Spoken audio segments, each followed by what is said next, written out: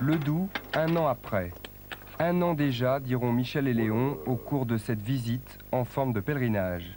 La fosse Le Doubs, la mine, ce sont eux, les mineurs, qui l'ont fermée il y a 16 mois avec l'intention de ne pas y revenir. Trop de regrets, disait-il. Voilà, t'avais bureau de paye, bureau des délégués. Bon, monsieur, déjà un moment qu'on ne paye plus, là, je suis tout viré. Hein. La charpenterie. Regarde le bar. Tout avait été fait par des mineurs. Aucune entreprise n'était rentrée là-dedans. On avait tout fait nous-mêmes. Le carrelage, la tapisserie, l'électricité. Notre bar il était magnifique. S'ils sont revenus pourtant, c'est pour témoigner. Témoigner de leur vie et de celle de leur père. C'est lugubre, écoutez le vent, écoutez les tôles qui claquent partout. Tout c'est vraiment abandonné. Hein. D'ici, on entendait le moulinage tourner. On entendait la sonnerie, je les entends encore, la sonnerie de la machine d'extraction. Puis on entendait crier. Les locaux qui tournaient au jour, les grues qui tournaient.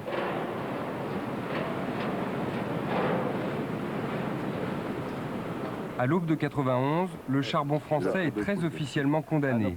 À Escarpelle et à Wagny, les 2 derniers puits du Nord-Pas-de-Calais, on vient de refermer les grilles sur 250 ans d'histoire. Au pays des terrils, il n'y a plus aujourd'hui un seul mineur. Il y a eu un bombardement. Ouais, on dirait qu'il y a eu la guerre ici. Il y a eu la guerre.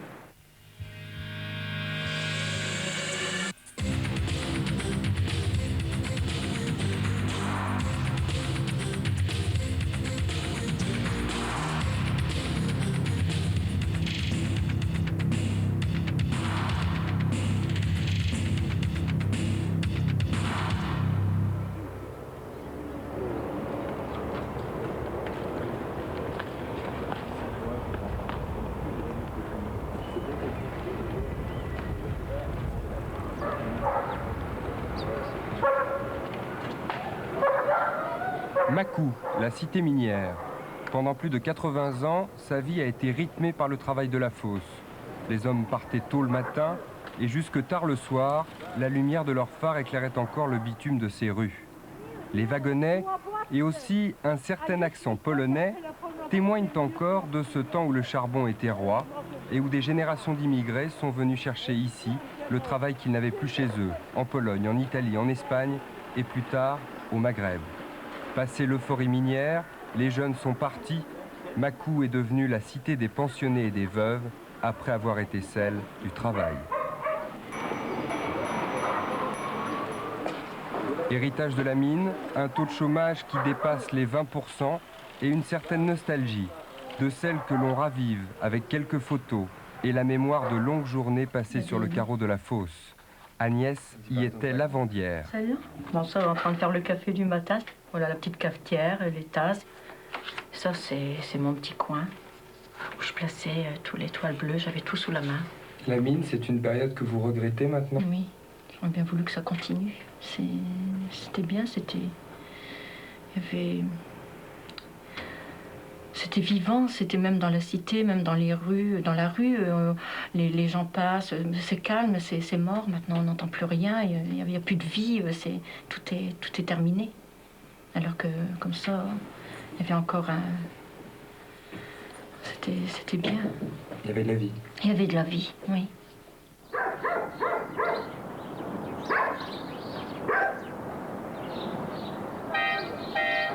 Ultime gueule noire de Macou, le charbonnier. Tous les jeudis, sa tournée l'emmène à la rencontre des anciens mineurs. Beaucoup de retraités, par économie ou par nostalgie, refusent encore de se chauffer au gaz. Il faut dire que le charbon gratuit fait partie des privilèges accordés à vie par les houillères, au même titre que le logement et le médecin.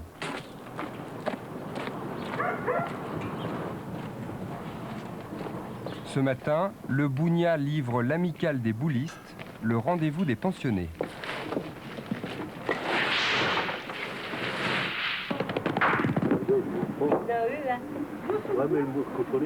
Dans les derniers temps, à la fosse Le Doubs, la moyenne d'âge atteignait 42 ans. Les actifs partis, elles frôlent ici les 60 ans. Chacun de ces boulistes a derrière lui 30 et parfois même 35 années de travail au fond de la mine. Les gens qui viennent ici viennent pourquoi? Pour se distraire. Parce qu'on a travaillé assez longtemps dans la mine. Moi, j'ai 35 ans de mine. Je travaille dur. Et il y a beaucoup de malades. Alors, pour ne pas rester à la maison à côté du feu, on vient ici pour se distraire. Est-ce qu'on parle beaucoup de la mine quand on joue aux cartes ou quand on joue à la mine? Non, non, parce qu'on a souffert assez, alors on ne parle pas. Quand on parle, quelquefois, des gens qui n'ont jamais été à la mine, et vous disent, ben oui, mais vous avez travaillé, mais vous avez quand même maintenant votre pension, vous avez des avantages en charbon, tout ça. Mais moi j'ai dit, écoute, si tu es tellement bien jaloux de ça maintenant, il fallait faire comme moi, il fallait y aller, et tu saurais ce que c'est. Parce que moi, en qualité de mineur, j'ai bavé pour mon compte. Hein? Quand j'avais 14 ans, 13 ans, 16 ans, il y a des moments où j'ai pleuré dans la mine. Et ça dépend encore des surveillances. Parce qu'il y a des surveillances, il y a des hommes compréhensibles, ils comprennent encore. Mais il y a des hommes, surveillance, ils ne comprennent pas. Vous travaillez, vous ne travaillez pas vite assez, ils vous donnent un coup de pied dans votre derrière. Moi, je n'ai pas peur de vous le dire. Hein. J'ai fait 34 ans dans les ouillères, parce que c'est 34 ans de bagne, hein, sans tuer personne. Hein. Parce que c'était la vie de bagnard. Hein. Une fois qu'on était dedans, c'était tout. Hein.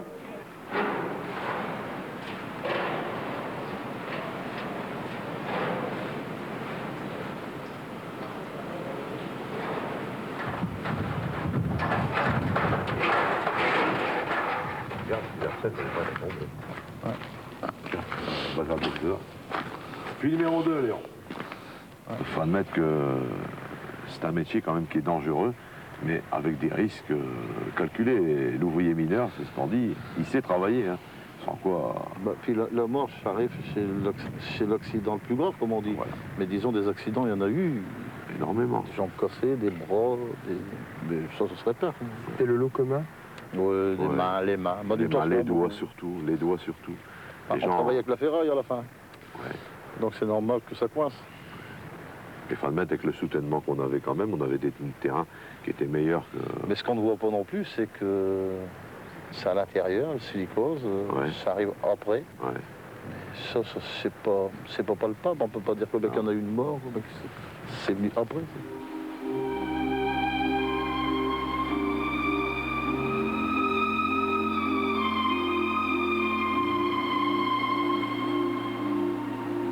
Les veuves ont fait du cimetière un mausolée à la mémoire des ouvriers du fond.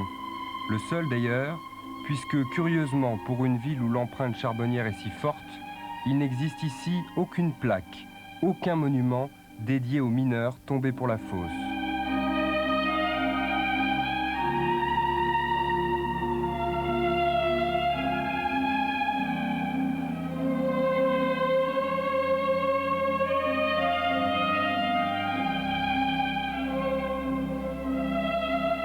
Plus d'une centaine d'hommes de Macou ont trouvé la mort sous terre, et leur mémoire doit se contenter d'une messe de souvenirs, les jours anniversaires. Que Sainte Barbe, patronne des mineurs, soit avec nous, et nous la prierons tout d'abord pour tous nos malades, et plus spécialement pour les mineurs silicosés et leurs familles. Nous la prierons aussi pour les défunts recommandés à la prière commune de ce dimanche. Nous la prierons pour Antoine Bielawski, Ferdinand Koralewski, André Vézilier. Tous, vous le savez bien, furent des hommes de la mine.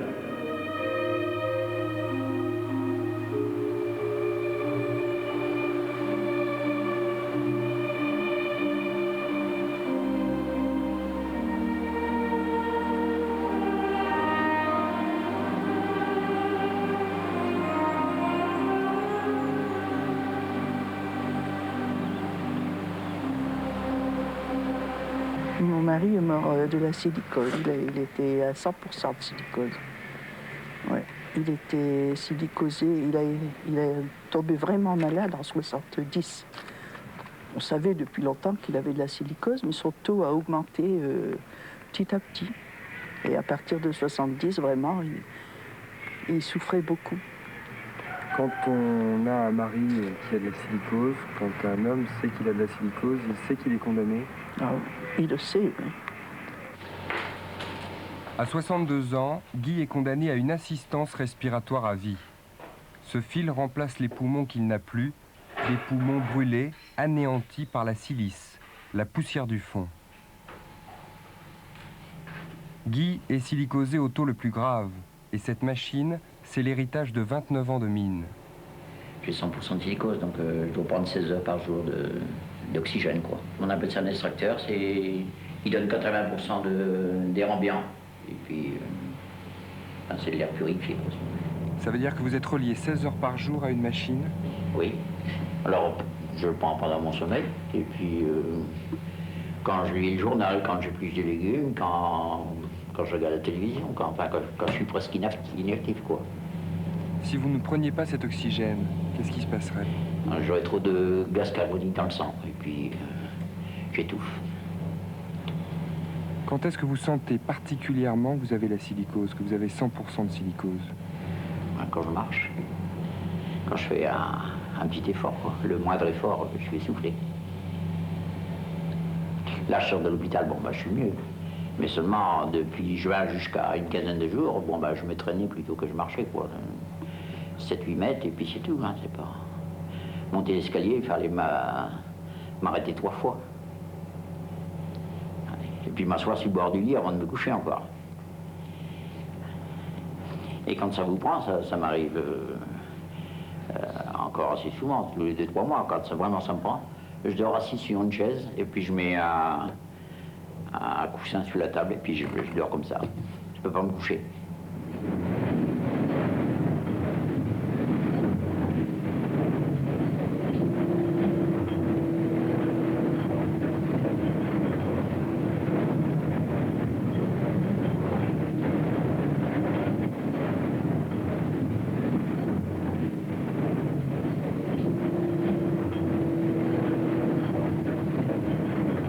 Au fond de la mine, vous avez fait des imprudences?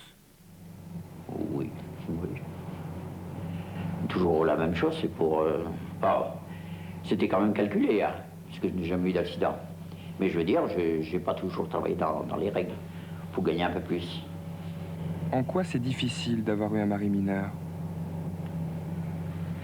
C'est toujours cette angoisse qu'on a. Risque d'accident. Puis cette pensée de la maladie aussi.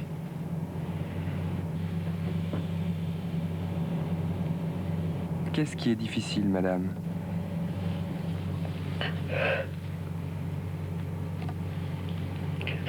Quand il ne peut pas respirer. Est-ce que vous en voulez à la mine pour ce qu'elle a fait à votre mari? Oui. Oui.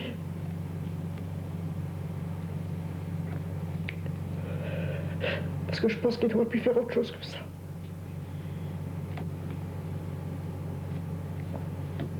Enfin, j'aurais peut-être dû choisir autre chose, hein. La mine n'est pas responsable non plus que je sois venu, hein. C'est la vie, ça, faut voir.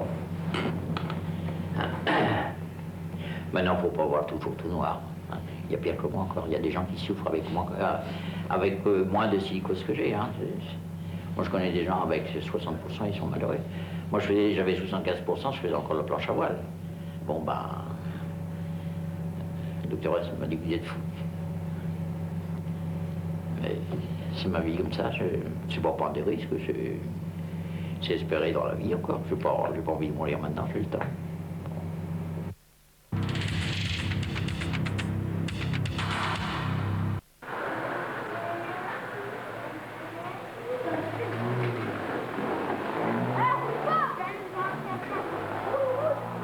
La mine a toujours été un creuset pour l'immigration, polonaise et italienne dans les années 20, algérienne et surtout marocaine lorsque les fils de mineurs français ont commencé à conjurer la fatalité de la fosse, à refuser le fond, dans les années 60.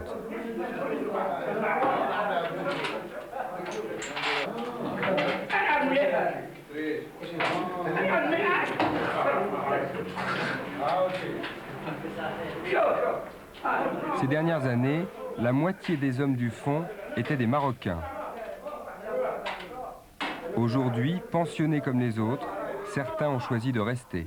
Les types-là que vous voyez, ils sont venus à 20 ans. À 20 ans, il y en a qui ont 55 ans, ils ont 60 ans. Leur jeunesse, elle est partie où? On l'a volé, leurs 20 ans. Il ne faut pas croire, parce que la plupart des gens, ils ont souffert, ils souffrent encore. Ils sont tous malades après 20 ans de mine, après 30 ans, après... Ça les coupe, quoi. C'est normal. Ah, oui, c'est bien le travail à la mine.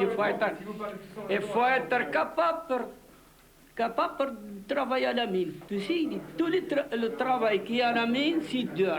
C'est difficile. Hein? Et bon, on a fait ça, c'est pour nos enfants. Nos enfants. Même nous autres, on est pourris. Les enfants, et bien nourrir, il y a tout ce qu'il faut. Alors, d'accord, on est privé pour les enfants. Voilà. Quand la mine s'est terminée, pourquoi est-ce que vous n'êtes pas retourné chez vous alors, justement? J'ai choisi pour mes enfants. Ils étaient à l'école. Ils sont bien. Ils travaillent. Et il manque rien. Et moi, je suis pensionné. J'ai la maison pour rien, gratuit.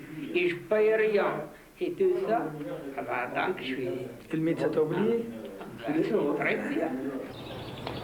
Beaucoup pourtant sont partis. Les primes au retour offertes par les houillères ont fait le vide dans les cités ghettos qui les abritaient. Il reste de leur passage quelques épiceries, le café marocain et ces barres de béton promises aux bulldozers.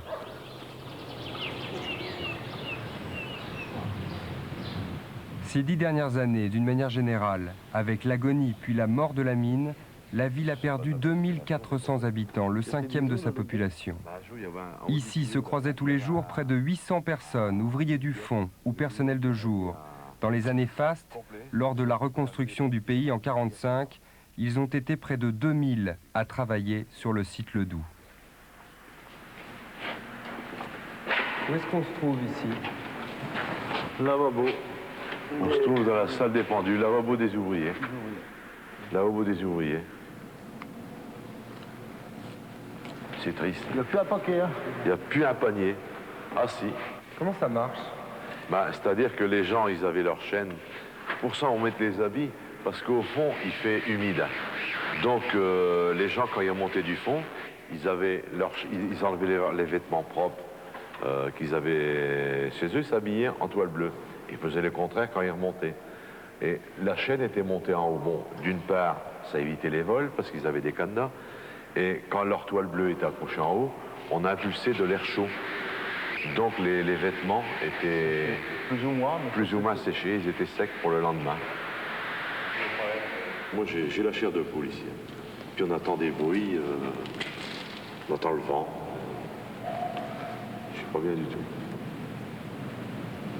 C'est lugubre. Qu'est-ce que vous ressentez? De voir tant de gens qu'on a vus ici, puis c'est désertique et totalement abandonné.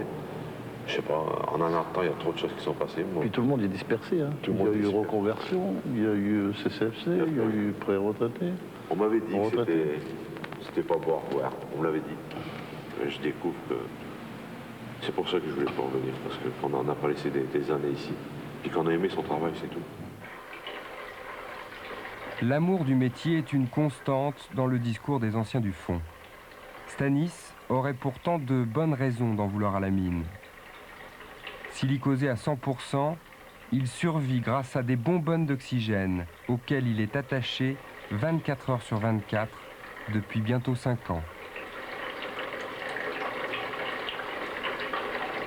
Lorsqu'une fois par semaine, on le débranche pour vérifier l'installation, ses lèvres bleuissent et sa respiration s'accélère. Stanis a 68 ans et de l'aveu même de ses médecins, un sursitaire, détruit par ce métier qu'il continue pourtant à défendre. Ah ben, ça fait du bien. Ah, ça fait du bien. Ouais, c'est un métier. On ne peut pas expliquer. On ne peut pas l'expliquer. Pour avoir vécu, pour savoir qu'est-ce que c'est.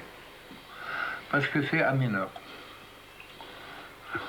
Mais dans les courants, quand on était gamin, tout le monde qui voulait travailler. Mais ils prenaient des rickshaws au grand bureau. Puis même les parents ne savaient pas, on s'inscrivait pour aller travailler.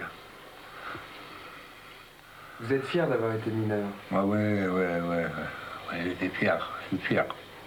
Je suis fier. C'est parce que là, quand vous descendez au fond de la mine, vous êtes tous frères. Vous ne savez pas, vous pouvez être le plus grand rival au jour, mais que quand vous descendez au fond de la mine, vous êtes tous des frères. Vous ne savez pas si vous allez remonter. Alors on peut sauver la note. Et c'est ça, c'est ça la mine. C'est top, comme on dit.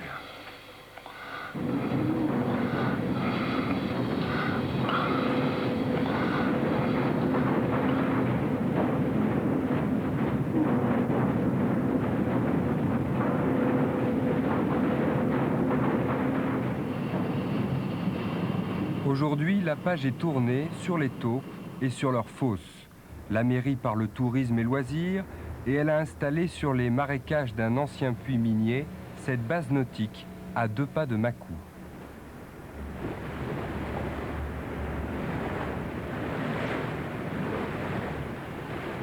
La mine se conjugue au passé, s'oublie au quotidien et n'a déjà plus sa place que dans les mémoires familiales pour que les enfants et les petits-enfants transmettent intacte la souffrance et la fierté léguées par les anciens. Ah ouais. La vie de mineur, il est triste. Parce que on ne sait jamais est-ce qu'on montera vivant. Cette cassette vidéo, c'est le témoignage du grand-père sur une époque révolue. C'est aussi la mémoire de Claire, 18 ans, l'héritière de la mine. Et puis... Pour moi, c'est pas possible de nos jours. C'est encore, de leur temps, je comprendrais, mais maintenant, avec tout ce qu'on fait, toute la modernisation qu'il y a, je pense que c'est pas possible, c'est plus possible d'envoyer des gens sous terre. Parce qu'il faut voir, ils étaient quand même assez profonds. Puis pas respirer, rien, c'est horrible. Quand ces gens disent qu'ils étaient fiers de faire ce métier-là, qu'est-ce que vous en pensez? Eh ben, je pense que si j'avais été à leur place, j'aurais été fière aussi, parce que il faut le faire, c'est vrai. Bon là, mes grands-parents, ils avaient quand même 4 enfants. Mon grand-père n'aurait reculé devant aucun sacrifice pour les nourrir.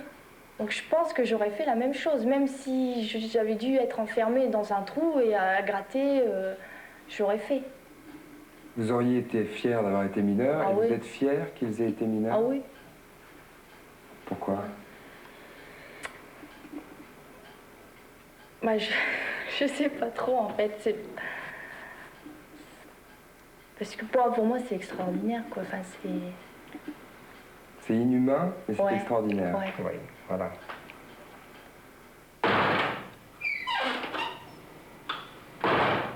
Vous allez regretter la fin de la mine? Ça fait drôle parce que tous les carreaux sont cassés, enfin il y a plein de choses rouillées. Il y a le vieux café en face de la mine qui est là avec l'enseigne Pelleforte. Ça fait... C'est une ruine quoi. Enfin, on sent qu'il y a quand même eu de la vie, on sent qu'il y a plein de choses qui émanent. Derrière ces murs, Michel et Léon terminent leur pèlerinage par le griblage, le cœur de la mine. Pas droite, Léon. Respecter le règlement jusqu'au bout. Faut monter si haut pour descendre si haut. C'est vrai. Et quand tu arrives aux escaliers... C'est de là que les hommes prenaient le chemin du fond. Et c'est là que tous les jours remontait le charbon. C'est peut-être la seule chose qui est restée intacte. Ça, c'est une chose qu'il faut garder. Car un truc, Léon. On le met sur roulage, Léon? Allez. On va pas le laisser là, vieux. On va que machine. Allez, on va que machine.